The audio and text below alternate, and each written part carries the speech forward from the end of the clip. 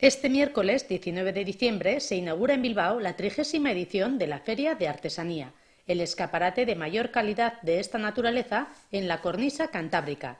Esta veterana cita navideña entrelaza la tradición y la innovación y expone las últimas tendencias y novedades en el sector artesano, situando a Bilbao como un referente de calidad y prestigio. La feria, que permanecerá abierta hasta el próximo 6 de enero junto al Teatro Arriaga, alberga un total de 40 stands bajo un gran recinto calefactado donde las artesanas y artesanos elaboran in situ, exponen y venden sus productos. La selección de los talleres participantes cumple unos requisitos estrictos para garantizar en los productos el carácter de piezas únicas elaboradas artesanalmente. La iniciativa está promovida por Sortzen, Asociación de Artesanas y Artesanos Creativos de Vizcaya, Bizkaiko Artisau Sortzaileen Elkartea, y cuenta con el patrocinio de la Diputación Foral de Vizcaya, de BBK y El Correo.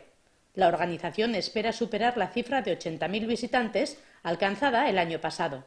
Al igual que en ediciones anteriores, la Feria de Artesanía contará este año con una veintena de actividades paralelas.